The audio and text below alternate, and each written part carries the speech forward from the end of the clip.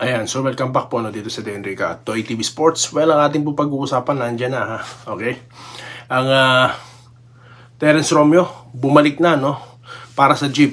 At ito po QMB, it's time dahil nga po out na si Kai, okay, dyan sa Gilas.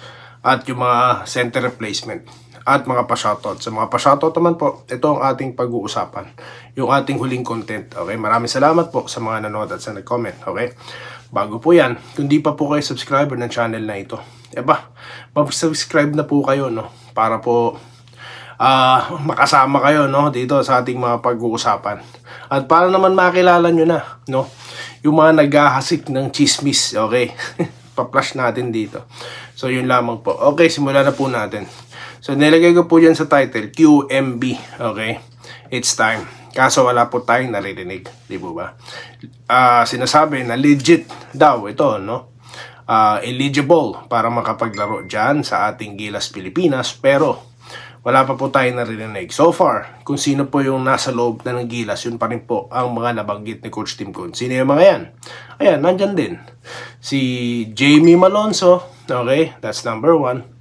Ito pong si Mason Amos. At of course, ito pong ating taga-barangay na si Chapet Aguilar. So sila pa rin po kasi nga po si Edu parang wala din, di rin makakalaro So dalawa sila ni Kai, kaya nga nabanggit na yung the best na team natin hindi masisilayan pag hanggat din naglalaro tong dalawang ito, nung twin tower natin na si Kai at ito pong si AJ Edu. Okay, so 6 months po kasi si Kai na mawawala. Ewan ko po ang status ni Edu. Okay, so maganda po sana kung totoong eligible itong si QMB. It's time Kaso di natin alam ang mga nangyayari so far, wala pa pong update. Ngayon ata nasa US pa So abangan po natin. Okay, so ngayon dito naman po tayo sa pagbabalik ni Terence Romeo siya po yung nagbabalik pero naglaro lamang po ng 13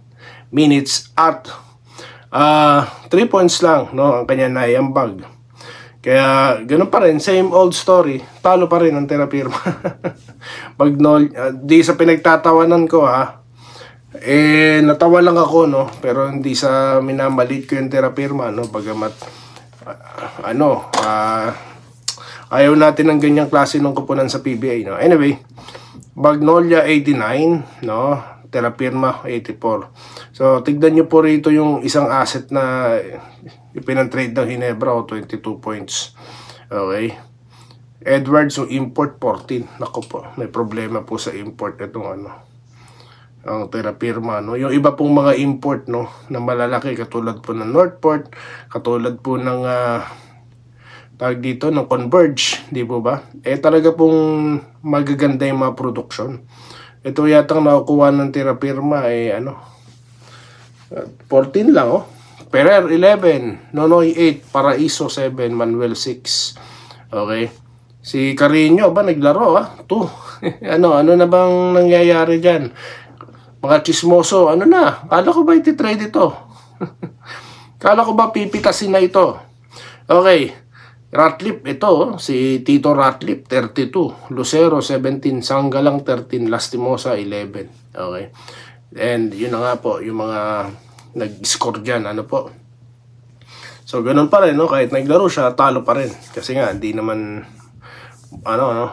maraming minuto inilaro. Okay, so welcome back Terence Romeo. Okay, so dito na po tayo sa shoutout Okay, sa mga pa-shoutout. Siya po pala, itatopic din natin yung impact po ng malalaking sentro. Okay, yan po ang dahilan kung bakit naglakasan ng mga team like Converge, team like Northport dahil nga talaga yung reinforcements So pag-usapan natin yan sa separate content. Dito na po tayo sa shoutout.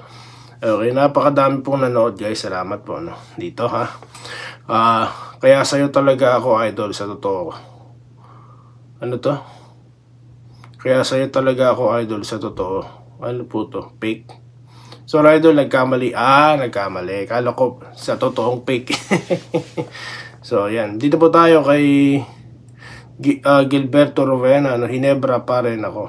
Ginebra pa rin daw siya Dito tayo kay Betty Maing, no? Hinebra pa rin daw at naniniwala pong papasok sa finals. Yes. Okay, dito po tayo kay Vincente Nigar, no? Ganon din po, no? Hinebra pa rin, ano po? Ito po, Recap Gaming. Ako, sir, di ako basta-basta naniniwala sa ibang mga vlogger. Yeah, kaya kailangan nyo po talaga i-verify, no? Kaya nga po kung sa mga vlogger lang nang gagaling yung info, dino-double check ko kagad yan, no? Hindi pwedeng manggaling sa kanila, no?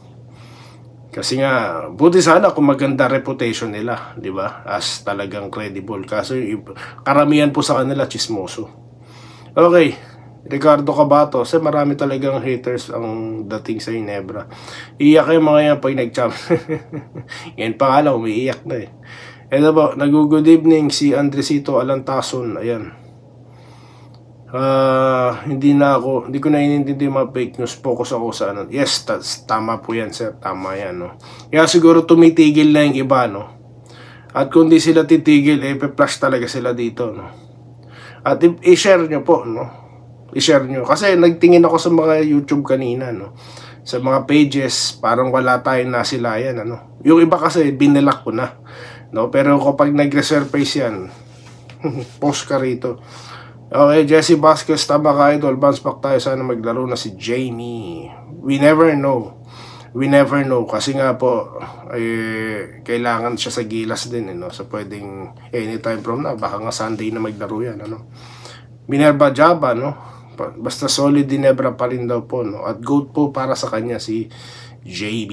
Ito po, shoutout po from Bayambang, Pangasinan. Marlon Cudenas, no? Pedro Aniban, na solid Ginebra, no? Pamilya Aniban, solid Ginebra. Martina Cayabyab, no? Bounce back daw, NSD. Willie Bardahe, no? Sir Alejandro Tronson, no? Si Ma'am Aileen Quiles, no? Sir Jesse Vasquez, at ito po si Andres Ladicapter. Yan. Shoutout po Sir Asanis, no? Junior or senior ng Cebu. Ayan, natatandaan ko na bago po tayo magkalimutan. Okay, Rodante Sabida, Sir Jan galing si Troy, magcha-challenge si Troy Jan ngayon. Yes, tama po, isa po yan, no? Tatalakayin po natin yan sa next content. Yan, lagi tayong may tinitira, no? Kasi hahaba po istorya pagka itatapik agad natin. Wilfredo Bautista, ayan. Yan, walang laro Hinebra ngayon. Yes, para po sa Sunday yan. Advance po nating pinag-usapan, no? Eto, Peter Herboso, ano ba yan? Daldalan lang, wag pahabaan ang kwento kung may laban ba ang Gin now. Pambira naman kayo na kayo nasa Pilipinas. Tignan nyo yung schedule. Ako kasi, tinatapik ko na kagad ng maga kasi pumahabang usapan sa akin yung pagdating sa Hinebra. Pinuputol-putol ko po, no? Tignan nyo po sa schedule. Google nyo lang naman, pambira. Yan ang hirap sa atin eh. Kaya nga po yung ibang mga fake news vlogger, no, or yung mga chismoso, namamayagpag. Kasi nga, di nyo double check. Sinabi ko Hinebra, tignan nyo sa Google.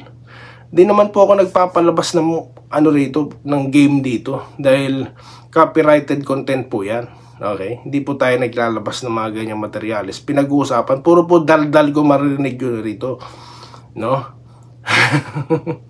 Ganun lang po yun. So yun lamang po guys, at maraming salamat po sa mga nag-comment. At magkita-kita po tayo muli sa susunod na content, no, dito sa Tenriga Doy TV Sports. Muli, maraming salamat po sa inyong panonood. Salamat po sa panonood. Subscribe na para sa mga susunod na basketball at boxing videos.